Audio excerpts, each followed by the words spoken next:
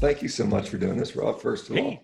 huge honor to be here. Thank you. Well, thank you. It's, we've been doing a lot of fun with this and we usually get a pretty good turnout. So, and I think, just you're a wealth of information. I've got a few. So what we typically do is we kind of, I just kind of chat a little bit with the guests, and then the chat room will have some questions that people might want to ask you. And so I'll just relay those to you as they come in. Awesome. Once we go, but here's, because I have my own, I tend to be greedy and ask my own questions first, just because it's my prerogative. But I do want to, there's a couple topics that I think are, that are important.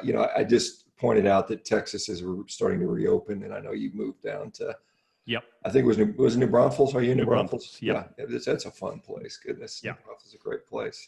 Little Schlitterbahn and all that good stuff. They're a little Germanish town, I guess. Yep.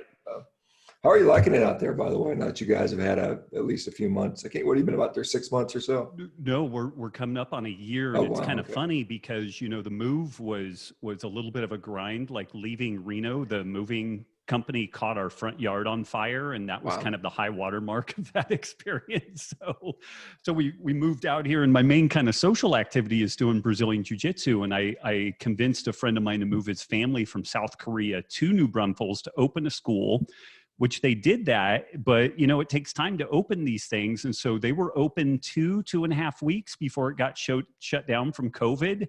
So my wife and I have been joking, we've been social distancing since last July. I mean, we moved here, we live out in the boonies, there's nobody around us.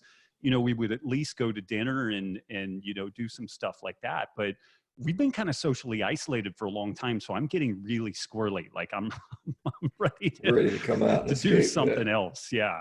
Yeah, I think the governor just opened the state parks up for people who Yeah. are wearing a mask and staying 6 feet away, and they're going to be opening some other. I'm sure you know more than I do, because they're planning on rolling stepwise things out. But Yeah. let me ask you, Rob. I want to talk about this topic first because it's such an important. Well, it's not only important, but it comes up quite frequently, and I think a lot of people don't have a handle on it. And you guys, I know you and Luis and Tyler and some of the guys have started this company Element with the the electrolyte supplements, and there's a lot of people in here that struggle with trying to dial in electrolytes. Some people having cramping, some people having obviously the transition things that occur often with low carb diets. As there's that natriuresis that occurs. Mm-hmm.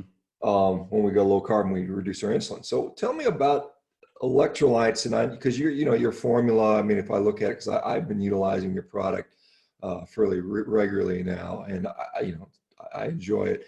1,000 milligrams of sodium, 200 milligrams of potassium, 60 milligrams of magnesium. Why that? Why that number? What's that based on? Because I'm just we a couple of different ways that we triangulated in on that. One of them is that when you just kind of dig around in the literature on therapeutic ketogenic diets, the base level recommendation is 5 grams of sodium per day. And then there's, some potassium, magnesium, calcium recommendations. And that seems to be like the absolute minimum buy-in for people to avoid this natriuresis of fasting phenomenon. What's interesting is if you address the sodium properly, then the potassium and magnesium kind of take care of themselves much more efficiently. Whereas if we are deficient in sodium, then we tend to get a downward spiral, and some pretty nasty things can happen. And what we did is we looked at the diet records in Chronometer on a couple of hundred people. And this is based around kind of whole food, protein-centric ketogenic diet approaches. And what we found was that folks were totally ticking the boxes on calcium. They did pretty well on magnesium. They needed a little bit of potassium, but they were really woefully deficient in sodium. And so the way that we formulated Element was to fill the gap from a whole food-based, protein-centric ketogenic diet. And then we kind of bracketed that within the recommendations with some work that has been done looking at morbidity and mortality outcomes related to sodium intake in type 2 diabetic heart patients. And there was a U-curve that emerged from that, which we find a lot of these in biology. But at 2 grams or below sodium intake, which is kind of the standard of care recommendation, morbidity and mortality was quite high. And we saw a low ebb of morbidity and mortality in these folks at 5 grams a day. And then what was really interesting is as people increased sodium intake, they had to get out to nearly 8 to 10 grams a day to have the same morbidity mortality as the folks taking in about 2 grams per day. And you would think that if there was a group of people that were going to respond favorably to sodium restriction, it would be this population. But this is where it's interesting looking at some of the DASH diet research and these low sodium diets. They don't really affect blood pressure all that much. It's very nominal, and that's likely because this is all driven by hyperinsulinemia, you know, a chronically elevated insulin state. So it doesn't really matter how much you limit sodium. If the insulin levels are too high, the body's just going to retain all the sodium that it possibly can, and we're still going to end up with this, you know, hypertensive kind of condition. And then kind of bracketing things on the other side, we looked at funny enough, just the ACSM guidelines, American Council of Sports Medicine guidelines, around sodium intake as it relates to physical activity, warm or humid environments. And this varies from person to person, like a large male is going to be different than a small female and what have you. But the ACSM guidelines started it at 7 to 10 grams per day for active individuals in warm and or humid environments. That's 7 to 10 grams of sodium per day. So we kind of were able to, you know, looking at the dietary records of folks, looking at what the established research was on ketogenic diets, and then using some data from both sick populations and also very active populations, we were able to kind of fall into this middle ground of where the supplemental, you know, formula came out for Element. Great, Rob. Hey, I know you'd mentioned before a relationship between serum glucose levels and electrolyte intake, I think specifically sodium intake. Can you flesh that out a little bit more?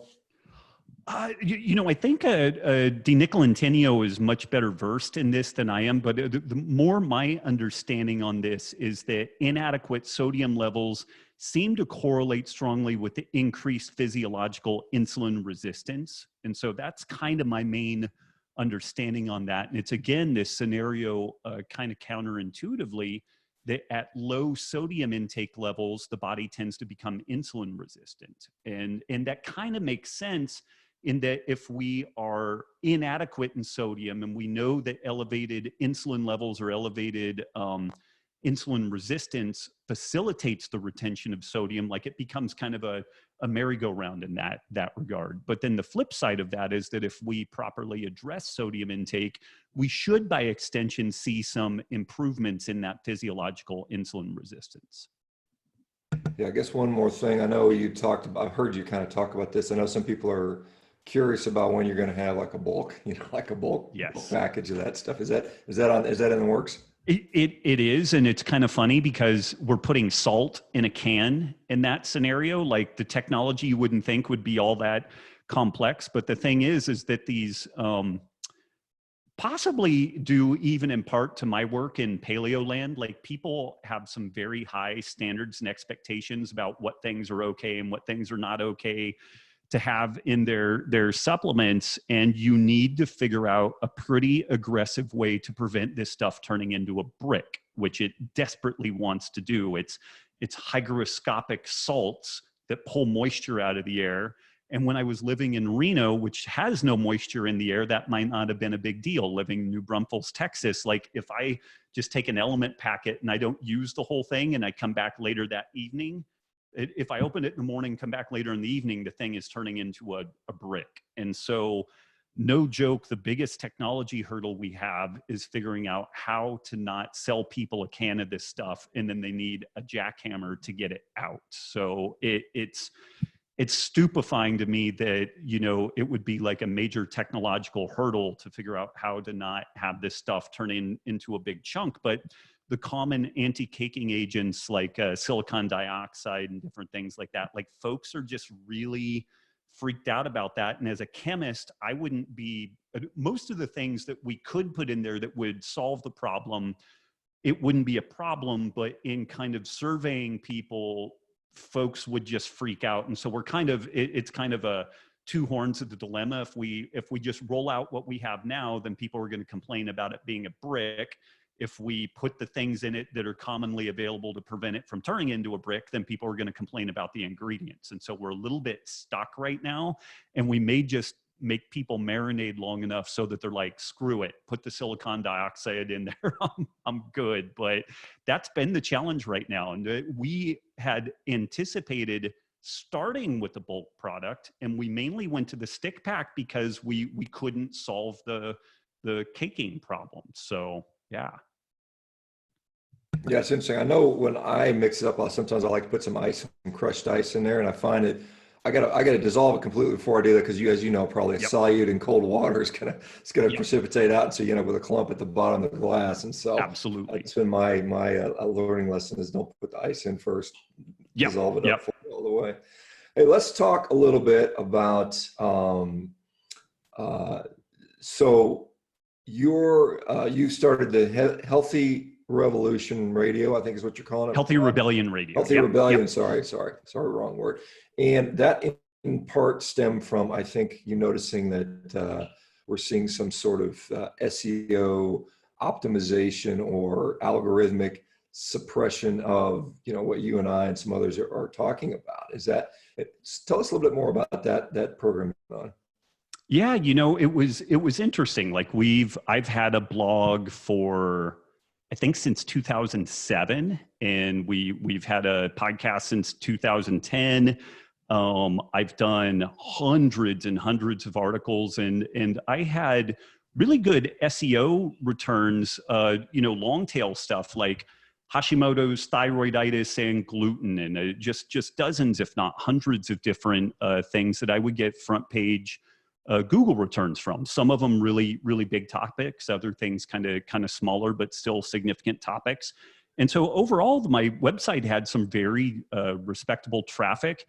And then we got up, I don't know, it was back last April, and I had a phone call from both Mark Sisson and Chris Kresser, and I was like, this is really weird.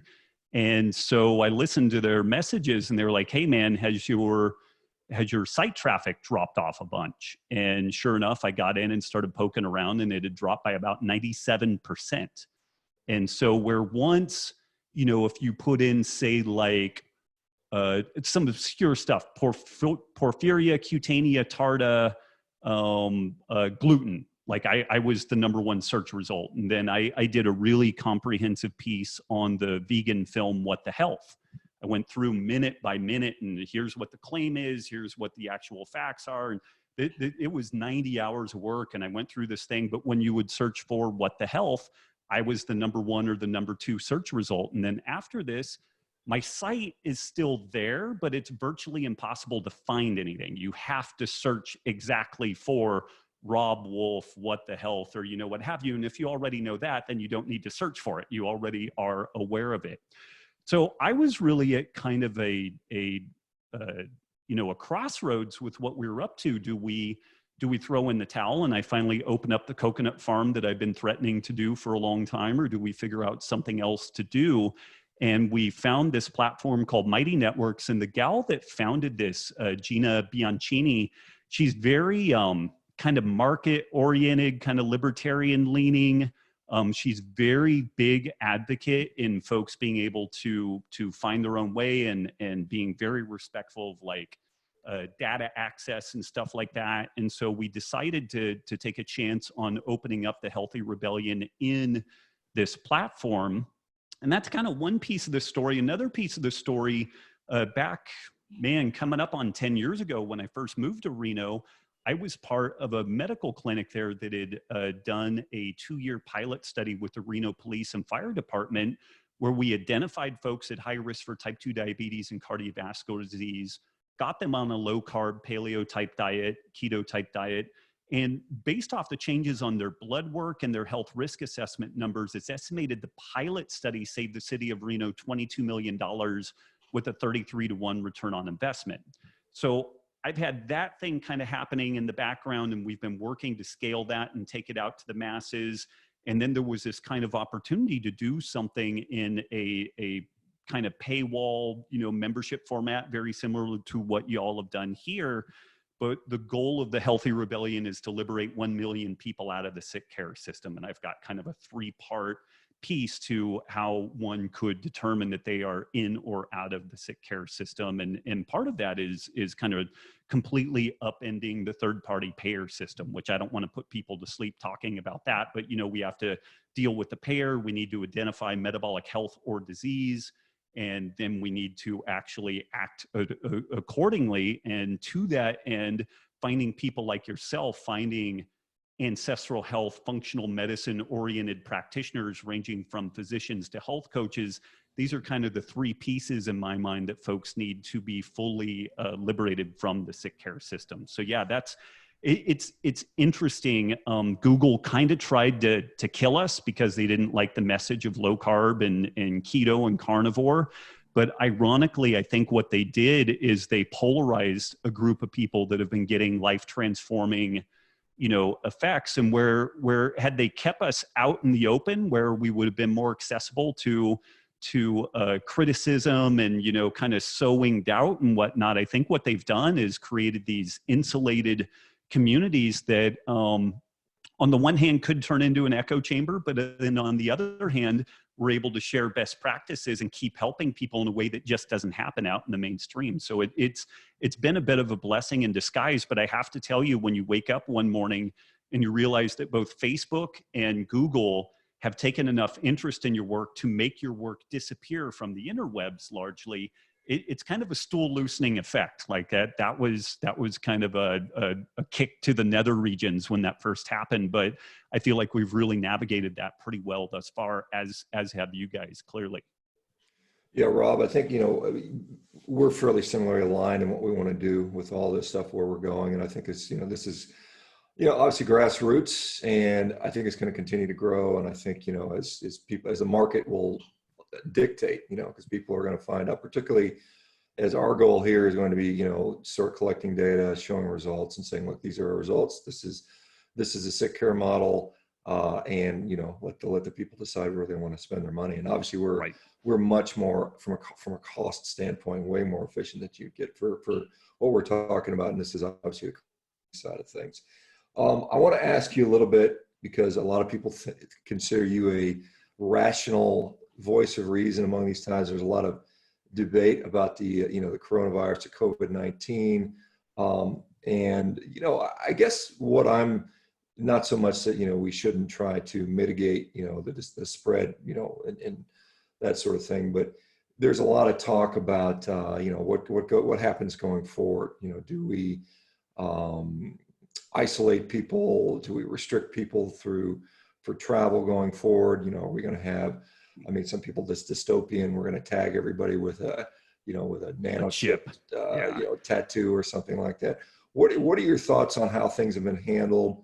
I know, like I said, I've never been really political, and I've just kind of never really aligned myself with any major political party.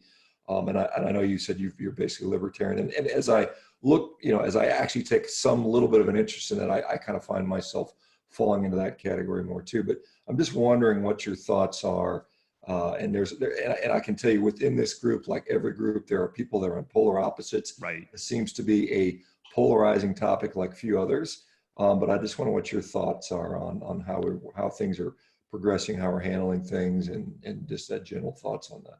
Yeah, it's a lot to unpack, but early in this story, I was in I don't know about the skeptical camp, but I was following data that was suggesting that this was maybe worse than the standard flu, but not that much worse. And then it was right around early March that there were a couple of pieces, like the COVID Act Now website popped up, and there were these discussions around exponential growth. And I have to admit, I beat this drum around exponential growth a lot, because one of the things that I've talked about around this medical risk assessment program, the Congressional Budget Office 10 years ago had a projection that by 2030, 2035, the US would be bankrupt from diabetes-related costs because of the exponentially increasing healthcare costs. So that's an exponential problem that has to be faced, but the doubling rate was much slower than what we would see in an infectious disease state. But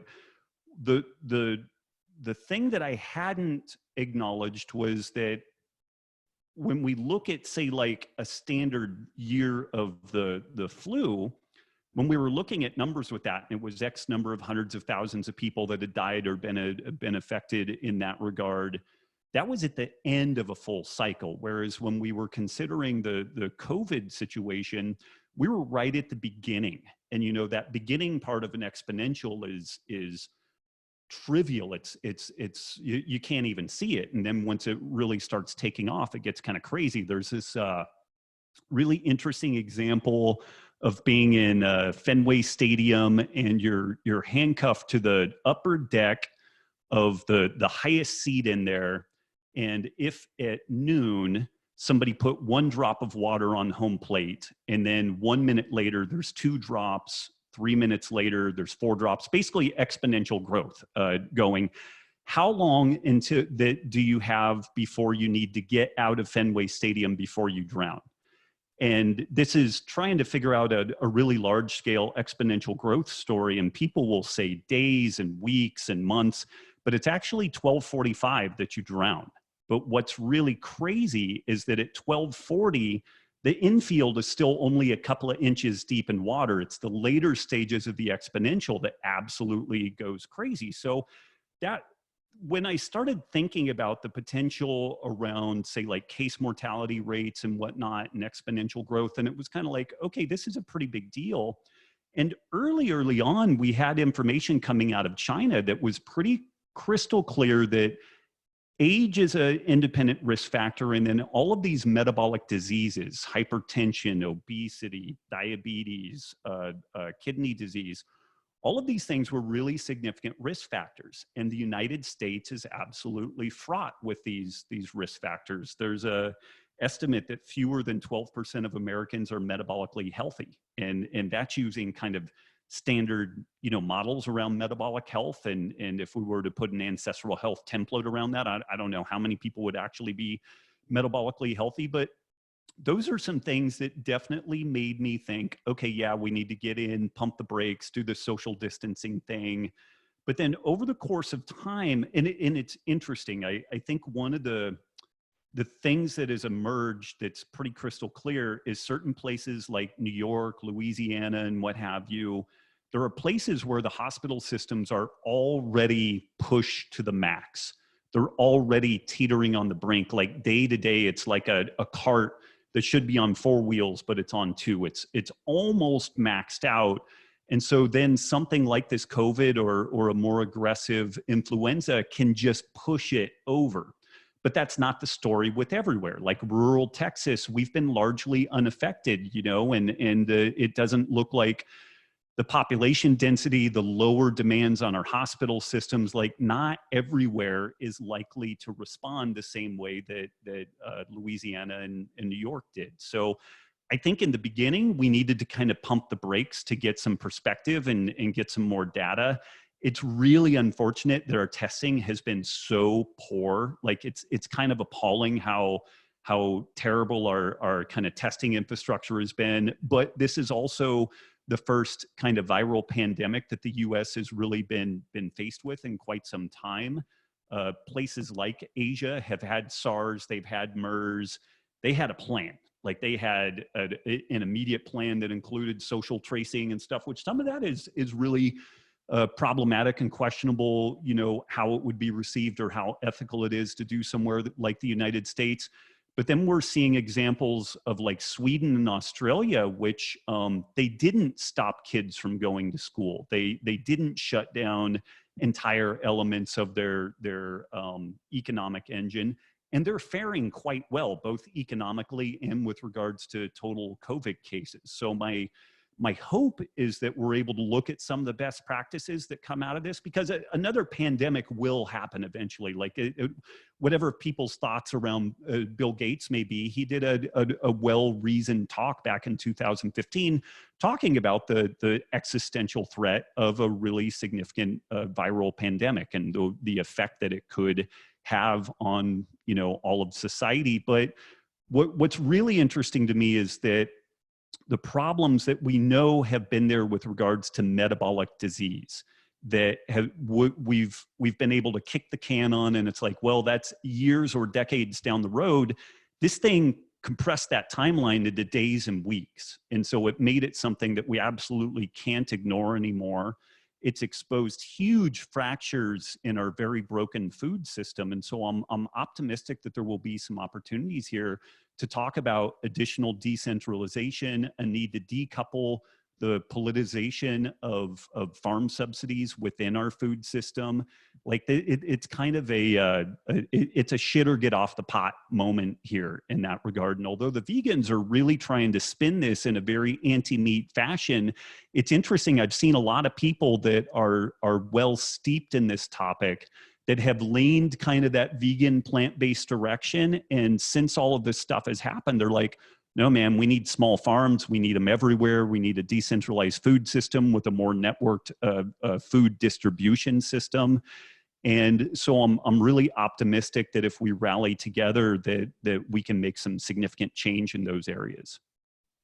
Yeah, Rob, we had, your sort of a co-conspirator, Diana Rogers, on the other day talking about sacred cows. So I don't want to go too much into that, but I do see this as, hopefully a wake-up call for two things. Obviously, as we can, Bill Gates rightly pointed out, I mean, with population densities being what they are, and this is why a lot of these pandemics sprang up in China, because the size of the cities and the population density over there is just enormous. And that's why New York City is probably being hit so hard. That's going to continue to happen, as we continue just having these 20 million plus cities that are springing up and continue to do so. And then you put a metabolically unhealthy population, which is, in the US, the majority of us apparently, that's a recipe for just, disaster when it comes to pandemic. Yeah. And so hopefully that aspect we can wake up to and say, hey, let's fix the population metrics from a health standpoint. And then the food supply is being exposed. As you see, I just saw it today, farmers are plowing under vegetables that they can't sell. Dairies are dumping out milk. They're talking about maybe they're going to have to, maybe some animals will get euthanized, inappropriately, and they won't be able to be turned into market. So that is a huge thing. I don't know, I'm just trying to figure out if I'm going to be pessimistic or optimistic or think it's just going to go back to business as usual 3 months from down the road. Do you think there's going to be a lasting change with regard to either of those topics coming out of this? I mean, there's enormous inertia to fight, but it's also, it's interesting, like Beyond Meat, they just got shellacked during this thing. People went in and raided the supermarkets and they pulled everything off the shelf except the fake meat. It's fascinating. When the shit hit the fan, people were like, real meat's where it's at, and so that's really interesting to me.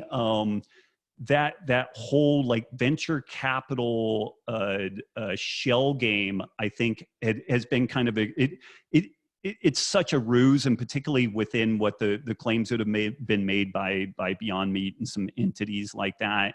But again, there's an enormous amount of inertia. There's all this discussion around, say, like climate change and ethics and different things, but it's what I call vegan whack-a-mole, where you address ethics and then they bring up the health, and you address health and then they bring up the environment. But what this thing has done is it's shown a light on all of that all at the same time. And it doesn't paint veganism in a favorable picture at all. Not for food security, not for food sovereignty, not for health.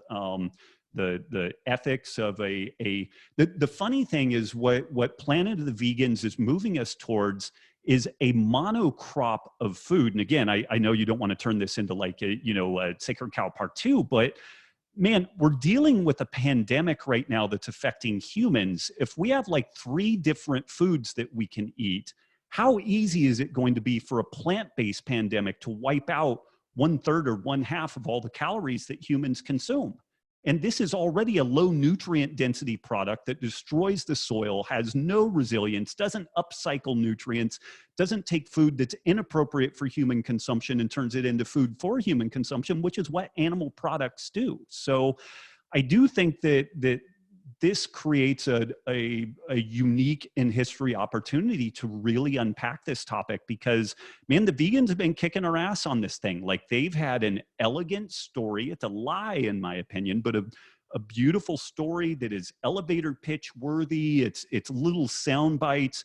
Vegan gives you, or meat gives you cancer. Meat destroys the environment. It's unethical to eat meat. You can't be spiritual if you eat meat. Like all this stuff, and they've been bludgeoning us with it. But I think that this situation, interestingly, has shown a very fascinating light on some of the failure points in there. Now, the vegans like Gregor and some of these guys are really trying to rally and spin this story in a different way. But I think that this is where we in these kind of broader ancestral health circles, we really need to link arms and build a wall, for regenerative animal husbandry and this notion around some iteration of ancestral health. I've spoke recently at kind of a low carb conference, and I made the point that people bickering over whether 30 grams of carbs a day or 50 grams of carbs a day is ketogenic is asinine, when the vegans are basically trying to make it impossible to eat the protein and fat side of what we need to eat on the, to round the rest of it out. So we really need to find that commonality around the utility and importance of animal-based nutrition and push that forward. And then people can find their different silos and different iterations as per their needs. It doesn't need to be a one-size-fits-all approach, but we really need to rally around that notion that an animal-centric food system is critical for both human health and environmental health. Yeah, and I've kind of echoed that. I mean, obviously we have a lot of people that are doing strictly carnivore, but I tend to not be as dogmatic and say, there's room for stuff for people that tolerate that. And I think, this is when we talk about low carb or ancestral foods, I mean, it really is animal foods. And then the rest is just tolerance, decoration, flavor, variety. But I mean, the nutrition that's where it's coming from. And that's really being attacked. It's nice to see, I interviewed a guy named Alan Williams, Professor Alan Williams. You may or may not be familiar with his work, but he is a regenerative guy, out there. I think he's in, where is he out of? I think he's out of Georgia, but, he's just demonstrating and they're starting to run the numbers. And this is the thing that I'm finally happy to see, that they're actually looking at the numbers and saying, what can we do from a sustainability and more importantly, a scalability standpoint? And it looks like regenerative ag is definitely scalable. We can definitely produce enough food to feed, in fact, make more food than we make now. Done that way, assuming even not even a full majority, but even a large minority of ranchers go that way. And then you can offset. I think Alan quoted me that if 40% of our pasture land that runs animals is converted to a regenerative style agriculture, we can offset pretty much all of our carbon emissions. And I know some people will argue the carbon emission thing doesn't matter anyway, because it's part of the cycle, but you have to play the game to even be taken seriously in that. Right. That's the thing I run into, is because if you go and people ask me about my opinion on vaccines and climate change, and I look, I'm not an expert in any of this. I'm not gonna take I'm gonna say I don't know. And I'm not going to take a big position and get myself lumped in, and then you get completely dismissed. I'm already wacky enough, And so right. You have to kind of say, well, I'm going to stick to what I've at least had some time and study. So what, and I guess I know you guys have done some work with, was it the Cherokee Nation or the Chickasaw Nation? Chickasaw Nation. There's so many different ones, and I'm just kind of sad to hear that those guys didn't adopt that, because it's such a potential there. They just kind of brought it largely in-house, but I think that the opportunity there was because of the story they had, those folks could have launched what could have changed all of Western healthcare in a really interesting way. And I haven't counted those guys out entirely. Sometimes it takes a little while to get that stuff fired up. But if anything, I mean, it was either confirmation bias because they looked at the problem the same way that we were, or it was convergent evolution. They were looking at the problems they faced, and they developed largely the same solutions that we had arrived at with the Reno Risk Assessment Program. Yeah, if you guys know that Rob and I think the guys from Keto Gains and some others had been working with the Chickasaw Nation to help reverse their, like most Native American populations these days, are just devastated by metabolic disease. I mean, Yep. it's just ridiculous that that's going on there. Let's talk a little bit about, so you are, believe it or not, approaching that age of 50 soon, Rob, which is amazing. I mean, I've passed that a little bit, and still managing to stay You're still alive. So, alive. still alive, and hopefully still thriving. What are you doing differently these days? I mean, what do you find? What are you prioritizing as far as health, nutrition, lifestyle stuff to kind of keep Robb Wolf on top of his game? You know, it's funny. My eating has shifted more carnivore. Like I really started looking at the remaining niggling gut issues that I had, and if I had a big green salad the next day, wasn't good. You know, GI response was not good, and so I've shifted more carnivore. I do a little bit of fruit, particularly if we travel. We just got back from Costa Rica, and I had some papaya and mangoes, but I feel good and my digestion is good, and so it's a condiment, but I still throw some of that in. I have a little coffee. I have a little chocolate. So I mean, I'm not purist on it, and I find that I actually do really well with artichokes. So I have some artichokes, you know, probably once a week. But dietarily, I've really shifted even more towards this kind of carnivore approach. My two things are just kind of lifting weights and mobility work, and then also Brazilian jiu-jitsu. And so everything that I do tries to feed into maintenance of fast twitch muscle fibers, so that hopefully I age more effectively, and mobility. And so I really, even though I try to do some fun stuff, I look at different things and I'm like, is that potentially a trip to the emergency room, or am I going to be in a cast from that for a month, and stuff like that? So I look a little bit more critically at some of the risk analysis of some of the goofy things I've done in the past. Like, instead of doing regular free climbing, rock climbing, I go up about 3 feet and then I just go sideways and boulder and stuff like that. So I've done some risk mitigating activities. I really powerfully emphasize my sleep. Like, we tend to have dinner around like 4:30, like we're totally in the blue hair hour when we eat. Back in the days when you could go to a restaurant, we were in there, you know, barely when the dinner time opened up, and we were the youngest people in there eating by about 30 years. But yeah, like, I'm 48 years old. I feel like I have really good performance. I'm strong at jiu-jitsu. I don't really notice other people's weight unless they're about 100 pounds heavier than I am. I'm about a buck 70. So I feel like I'm strong. I have good engine. I can roll for 2 hours, or I can roll, you know, shorter, hard intervals. And I think for a 48-year-old guy, like, that's pretty darn good. I guess the biggest thing that I've noticed, you know, the difference between right around 50 versus, say, like being 20. When you're 20, you can do a hard day, do a hard day, do a hard day. And maybe once every 2 weeks, you need like to sleep in and catch up and have a day off. At nearly 50, I've got 1 or 2 super hard blistering days, whether it's moving my whole house by myself or like some really hard training sessions. But then I need a little bit of recovery time. Like, I've just noticed that I can still go real hard when I need to go hard, but it digs a deep enough hole that I need to be mindful on the back end of that to get in adequate recovery. But I'm pretty impressed, honestly, with what I'm able to do.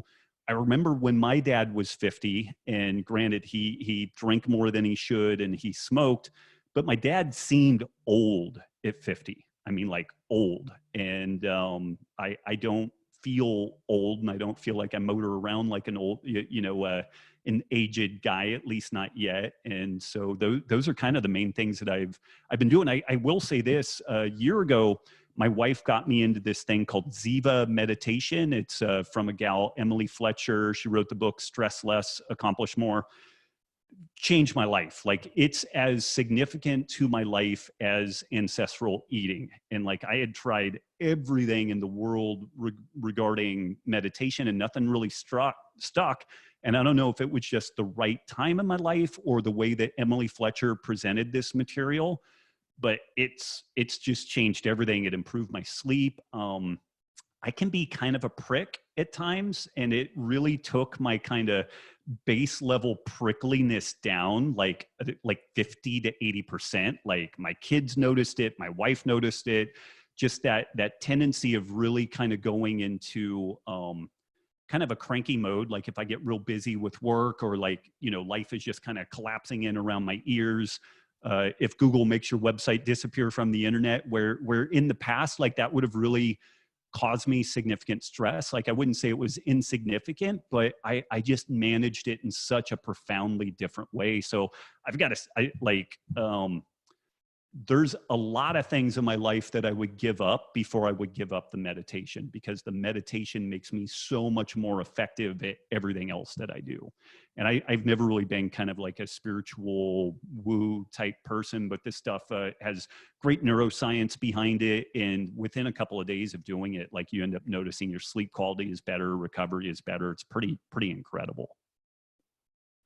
Yeah, I'm just wondering, like because you talk about, training and managing rest and stuff like that. I find for me, I mean, when I get up and my plan is to go hard unless I get up and say I don't feel like it, then I take the day off and I kind of Right. listen to the body. I don't know. Do you have pre-planned rest times, or is it just kind of schedule dependent and you see how you do it? Very schedule dependent, but where in the past I would, in my head, I'm like, I need to go hard every day. It's much more as I start moving and warming up, if I feel real good, then I'll get after it. And because I haven't been doing nearly as much jujitsu, I'm getting after it more on the conditioning, getting after it more on the strength training. But when I'm doing strength training and some peripheral conditioning and jujitsu, then I have to really measure out the dose. Like if it's a hard day at jujitsu, it's a real low volume strength training day that day or the day after or something like that. So I just kind of have to periodize that stuff a little bit. I mean, obviously you and I both talk a lot about nutrition and the importance of nutrition, but that's obviously not the only thing. I think we both would be fans of regular activity, exercise, whatever that means for the individual. What other things have you found outside of meditation that are worthwhile? What things you think are a waste of time? Do you, I know people like to talk a lot about hormetic stressors, things like heat exposure, maybe it's sauna, maybe it's circadian biology. How much of an impact does that have on people? Do you think it's as important as some people make it out to, or what are your thoughts around those things? And, I do think the circadian biology piece is really important,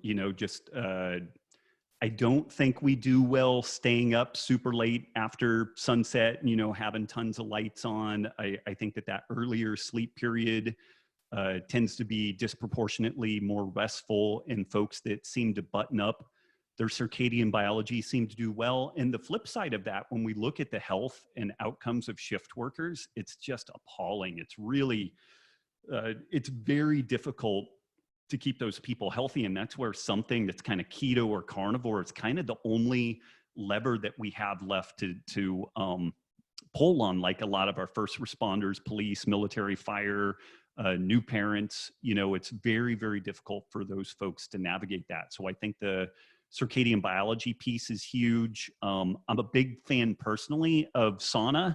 I detest cold exposure, like cold water exposure. I used to like it, but I absolutely hate it now. So I'll do jujitsu, I'll do weights, and then I'll go sit in a sauna, and I'll stay in there until like I get that panic deal where I'm like, I got to get the hell out of here, So I get a pretty good dose with it. But what I find is I actually recover really well from that. Whereas in the past, I would do a workout, do the cold exposure, and I didn't really recover. Like I was stiff and sore longer after doing that than before. And I know that there's probably some benefit to cold exposure. And I don't know if I'm hypothyroid or old or, like I'm low enough body fat that it just kind of sucks. But like we just moved to Texas. We've got a pool. My kids are in the water all the time, and the water temperature right now is like 65 degrees. Like I'll go in there a little bit, but it's, I'm in, I'm out, whereas they're there all day and I'm like, hell no. So I do like the heat exposure. I know you've talked at length about these hormetic stress responses where people will ring the bell around things like plants and chocolate and stuff like that. I'm kind of underwhelmed by that. Like I could kind of go either way. It's like, I don't know, maybe it's valuable, maybe it's not. If you're training hard, then maybe you're getting enough of a hormetic stress response. This is also something that I think people have gone nuts on the protein avoidance and on fasting. I see people in kind of the keto low carb space that are recommending protein intakes that are as low as what the raw vegans are recommending. Like they're recommending 30 and 40 grams a day total for protein intake. And when you look at these people, I don't know how much you curse on here. I tend to curse a lot on my stuff, but people look like 10 gallons of shit pushed into a 5-gallon bag. You know, it's like, so you're in this ancestral health space and you have no muscle mass and you look horrible. And they're like, yeah, I just came off of a 7-day fast and I'm going to eat for 2 days and then go back on. And when I did my main talk this year around longevity, and I just think people are trying way, way, way too hard on that. Like, should we eat all the time? No, but that doesn't necessarily mean that we should be doing like 5 days a month of fasting. Like, it's actually not consistent with our hunter-gatherer past. Like there was so much food around and we were so good at procuring food. It was only with the advent of agriculture that we really saw extended periods of people starving. And so I don't really think it's consistent with ancestral health. And when we look at the calorie restriction studies that have been done in animals, the rare studies that compare wild animals and or feeding the animals a species appropriate diet, there is no benefit to calorie restriction at all. And actually it ends up shortening lives. So that's a thing that I think the fasting and protein avoidance camp, I think is really misguiding people. But we know, there was a study, and I'll ping it to you because it's just fascinating. It looked at sun exposure across a bunch of different populations. And what they found was that people who avoid the sun are at increased risk for morbidity and mortality as smokers versus non-smokers. So like going and just getting a tan, and I'm not saying turn yourself into a leather handbag, but like getting sun on your body is known. We just know without a doubt, it is good for you and the benefits far outweigh the risks. We know that lifting weights is the same story. We know that some amount of metabolic conditioning is the same story. Whereas this protein avoidance and extended fasting is purely speculative. Taking rapamycin is not only purely speculative, but it looks really, really hazardous, as is, you know, things like metformin, like the mitotoxic effects and everything. So when I see people that are geeked out on, should I do a 3-day or a 4-day fast? My thought is, should you be doing a 3-day or 4-day a week strength training sessions? You know, like that is the thing that we can really hang our hat on known benefits and returns. Whereas like this fasting and protein avoidance, I think is super misguided. And when I look at the results, I'm not impressed by the results that people are getting out of that scene. And I guess my main takeaway is once somebody is at a decent level of leanness, once somebody has adopted something that looks like some iteration of an ancestral health model that is protein-centric and animal protein-centric, I'm dubious that there is any upside to be had from any amount of calorie restriction or extended periods of fasting. Yeah, I think that the sort of the fine point there is calorie restriction versus avoiding overconsumption. Because I will tell you, even people eating a 0-carb carnivore diet, if they eat too much friggin' food, whether it's meat, fat, or protein, they will not lose weight, and they can gain weight. So I think there's a difference between, you know, how much do you need, how much does what's your mitochondrial input versus, you know, what you're utilizing, and are you, you know, overloading the mitochondria that way. Right. I want to, you know, I think the thought about, you know, the point you bring up, and I've made this point about, you know, how as a human species did we grow a large brain if we were constantly fasting? Those two sort of evolutionary things are not compatible. If you make the assumption that half the time we were starving, then we would not have been able to develop this brain, which required a surplus of energy, in my view. So I think, again, that goes with the megafaunal die-offs and Yep. as you point out, crop failures. Once we became dependent upon crops and then they failed, yeah, then we were fasting, but it wasn't our evolutionary destiny. There's somebody just asking about, and I don't know if you have a lot of thoughts on this, about like stuff you put on your skin, bathing products, skincare products. Does that bother you that much? Are you worried about whether you could put some, you know, whatever, lauryl sulfate or whatever the hell's in shampoo. I can't remember. Oh man, we just don't really use a ton of that stuff. Like we do some coconut oil when the girl's skin gets dry when we're swimming. So I mean, we're kind of a low product family anyway. My wife was a recovering dirt worshiping hippie when I met her, so there's some of that is kind of carried over. So I mean, we're just very low consumption on that, but you know, the toxicology on that stuff, I'm pretty underwhelmed with it. It's another one of these things where if you are eating poorly and sleeping poorly, and then you throw that into the mix, then it might be problematic. But our detox systems are really robust, and they work well when we have adequate protein, and you know, we sweat and do things like that. But I do kind of question, you know, what is the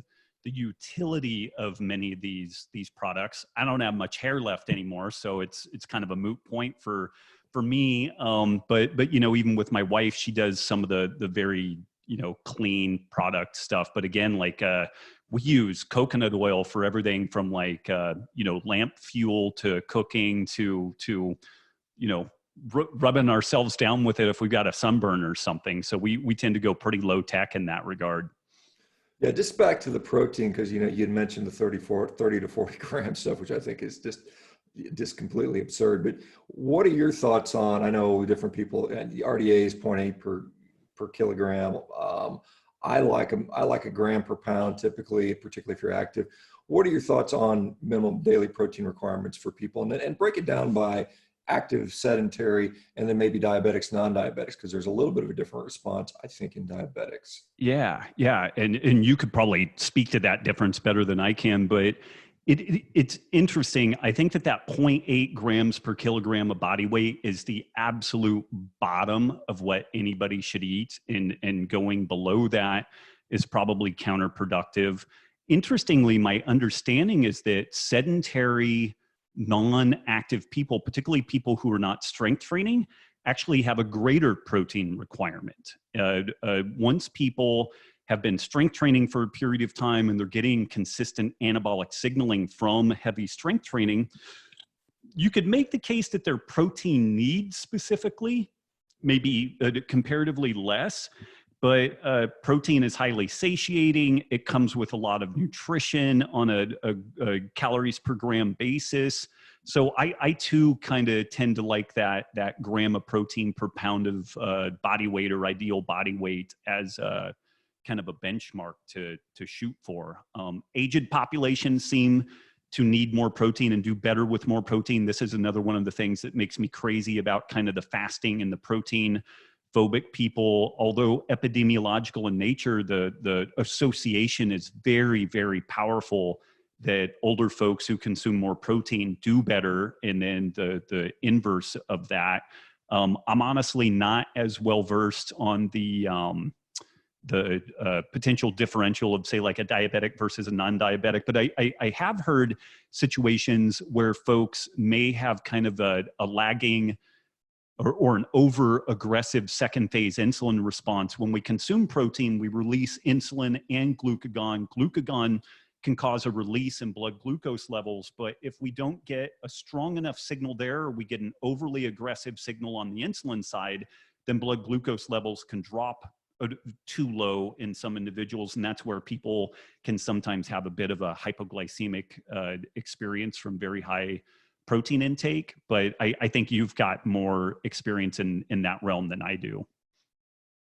Yeah, I mean, it's interesting to see. I mean, I've been reading pretty extensively on this stuff, and it's, you know, the differences in whether GIP is stimulated or not. I mean, diabetics don't have a very good GIP, you know, in the kind of that proximal incretin hormone, and we see changes in hepatic gluconeogenesis in diabetics versus non-diabetics. And so it's, you know, I think long term, when we're looking at long term, rather acute, you know, acute perturbations that occur, I think a protein centric diet is going to help diabetics over the long term. And there's some studies that confirm that, you know, particularly there's a study on looking at branched chain amino acid consumption, which we know is associated more so with animal diets than non-animal diets. And those show overall improvements in glycemic control over time. And so that was a twin study, which is kind of interesting. It was like a 1,500 twin study they did over, I don't know how long it was, but 12 weeks or something like that. And they saw that twins that had the most branched chain amino acids had much better glycemic control. Hmm. So Hmm. that is, that's some interesting stuff there. So we're running out of our time, but I am, as you, I don't know, maybe seem associated, I'm trying to do this CrossFit stuff. And I know you had your phase there. Are you gonna, should I just give it up now, Rob, or is it worth pursuing? I'm looking at, turning 55 and say, maybe I can compete as a 55-year-old. Obviously I'm not the prototypical body type, and I'm leaning out to try to get, do what I can, but yeah, what I are your mean, thoughts? there's some really interesting anthropomorphic, like 5'9", 5'10", 190 pounds, like, for males. The Clydesdale division typically doesn't do nearly as well. I mean, as always with this stuff, it's very kind of goal centric, but the CrossFit is so wonderful in that it has this community element when gyms are open and people can, get together and do all that type of stuff. It is the only program that I've seen that I really did not see disordered eating in females. And I think the reason why is that it was performance oriented first, aesthetic second. When your name is written on the board and you will do anything to not come in last, and say like you do come in last and it's like, hey, what was wrong with you today? And you're like, I didn't really eat well, which means I binged, I purged, I skipped meals, whatever.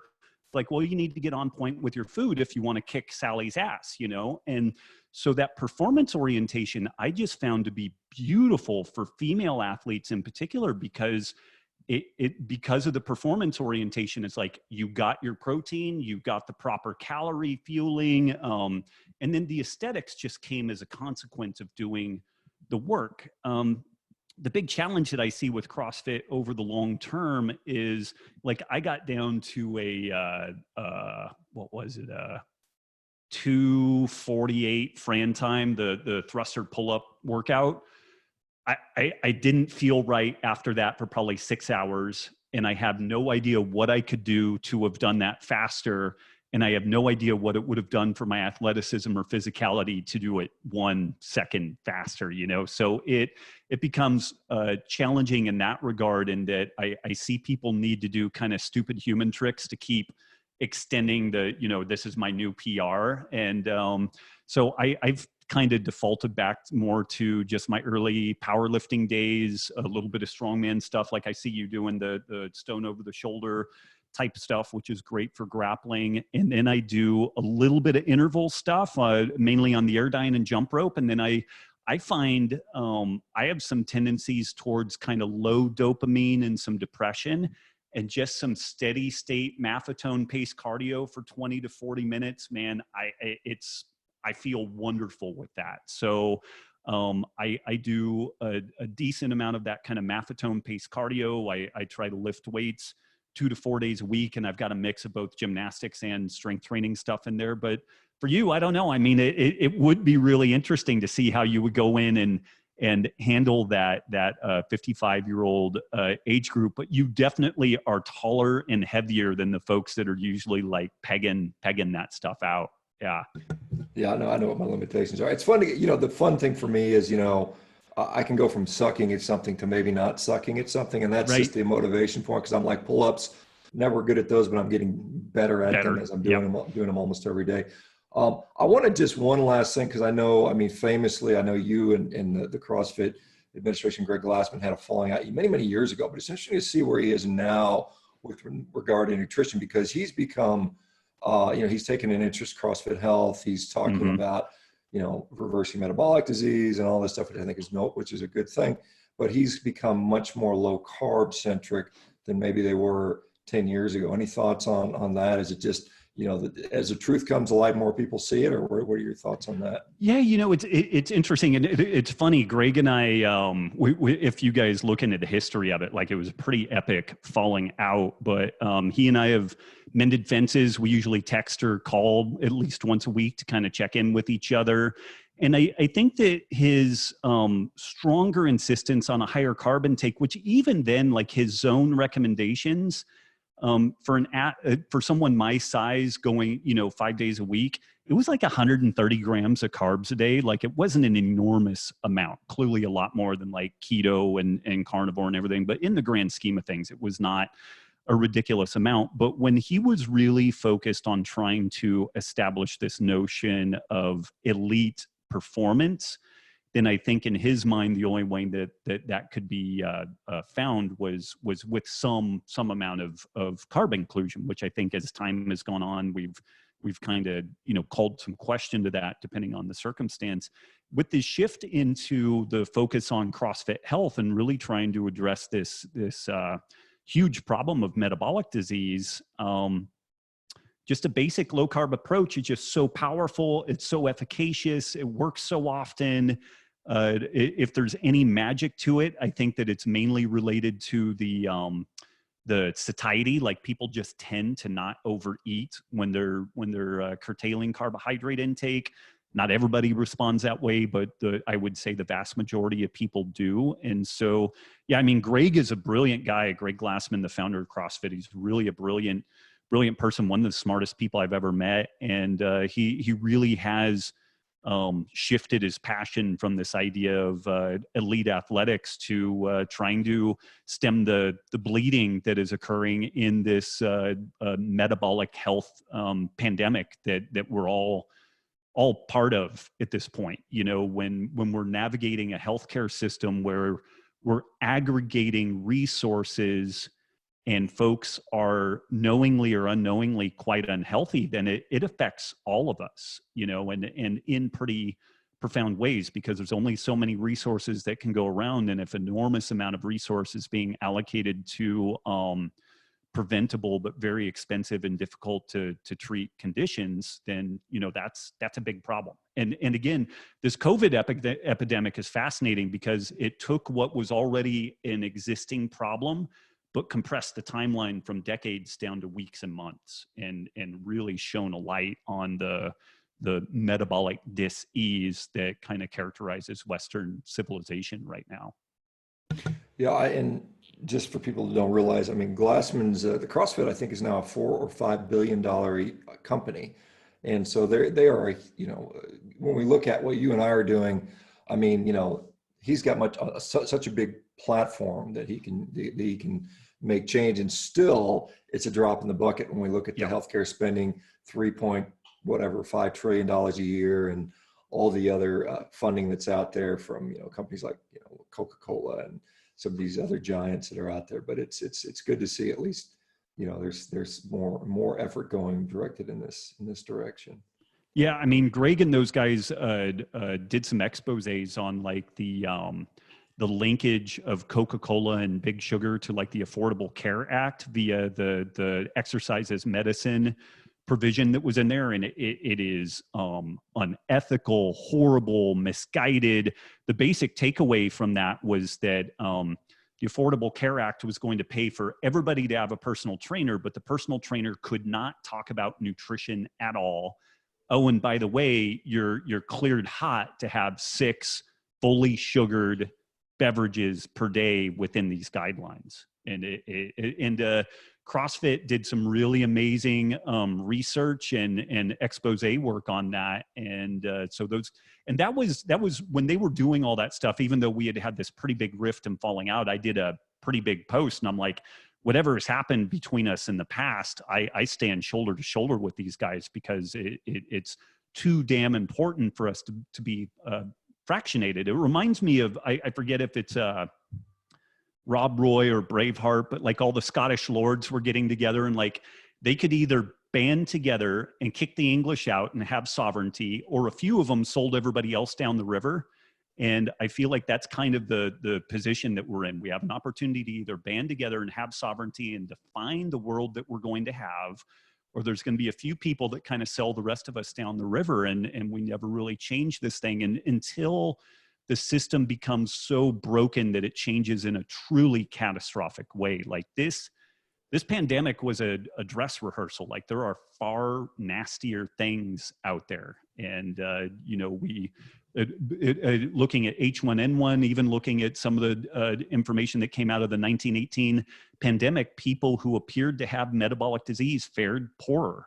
And so this is something that we just have to address, both from the chronic disease side, but also on the acute care infectious disease. Like, we have to better address it.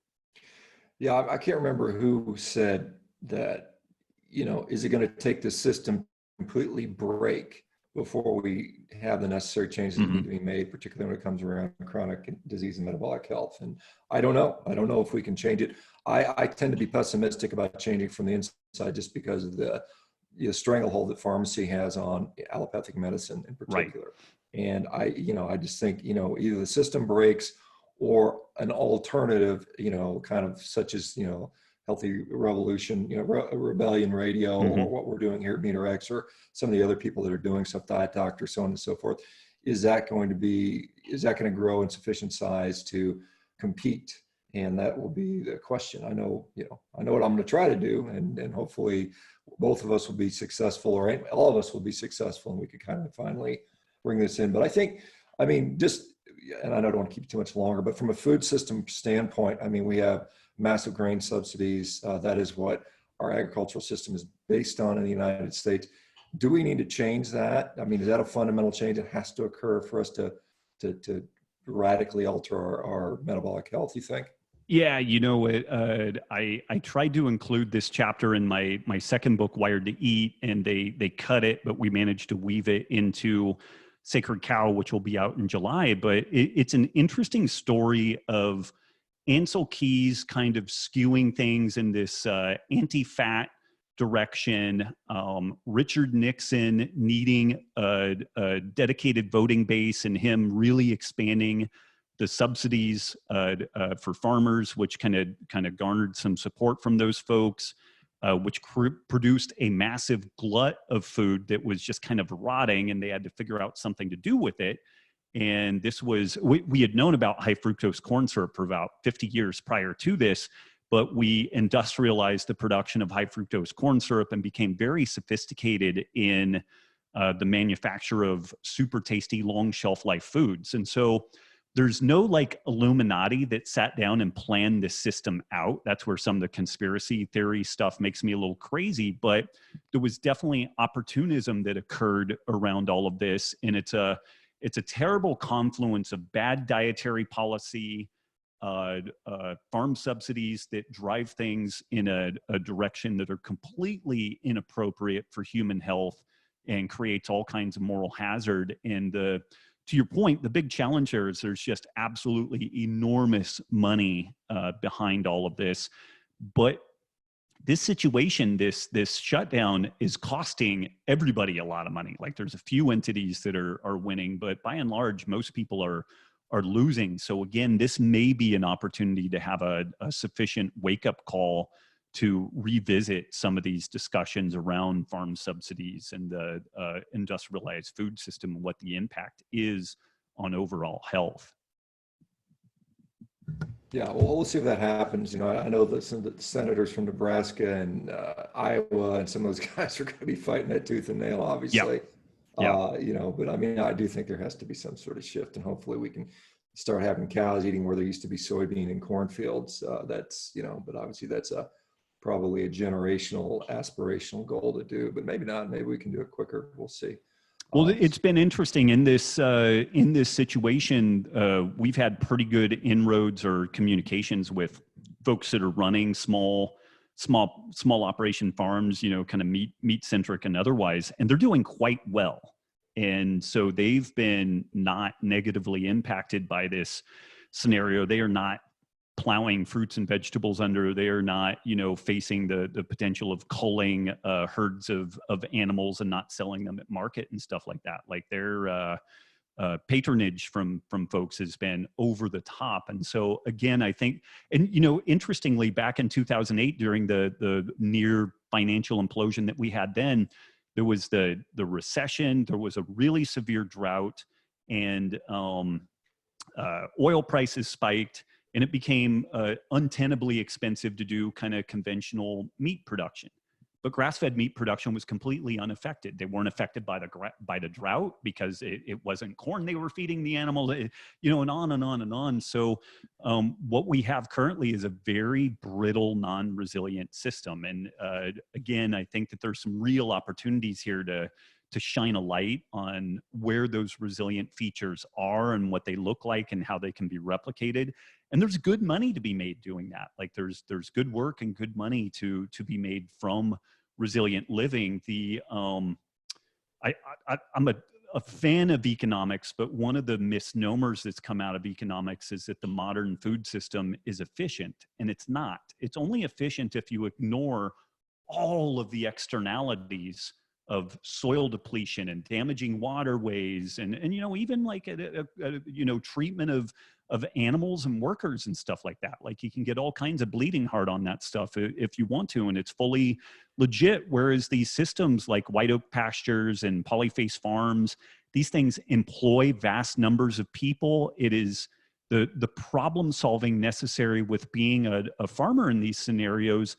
AI is never going to replace that. The last things that artificial intelligence replaces will be creativity, and problem solving is the penultimate in creativity. So like going forward, farming, in these small scale decentralized operations with networked centralized hubs of distribution, this should be the way that we're directing our youth and putting resources and energy into, and it should be held up as one of the most laudable professions in society because these people feed us.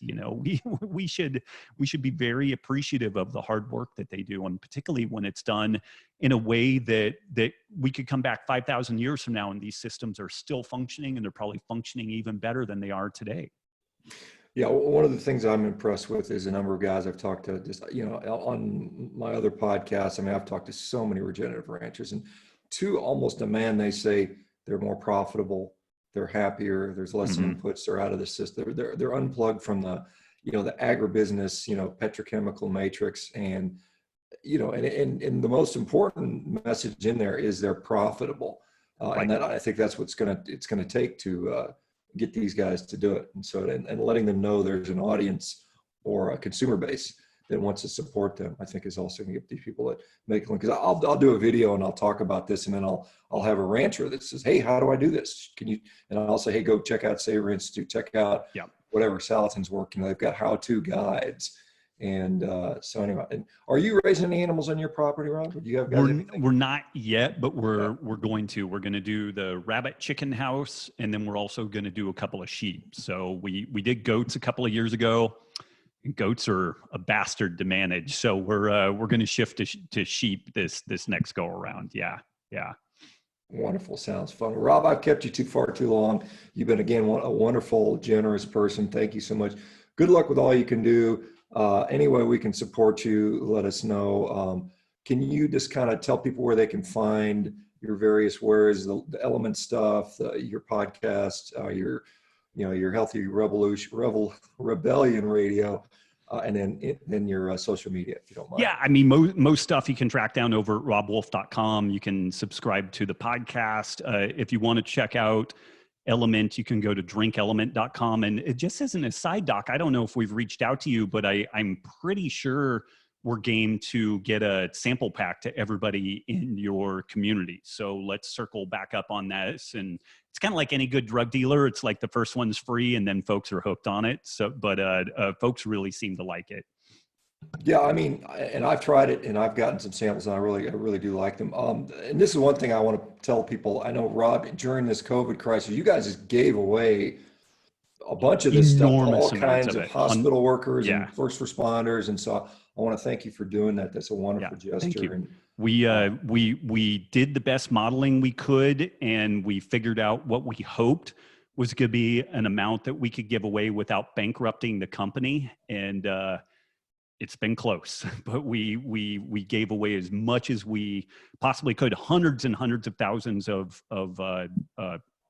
samples of product. But I mean, it's been desperately needed. And I gotta say, the letters of appreciation we've had from our frontline folks, it it'll tear you up. Like it was very well appreciated. So thank you for acknowledging that. It was the least that we could do, and we're honored to have participated in that.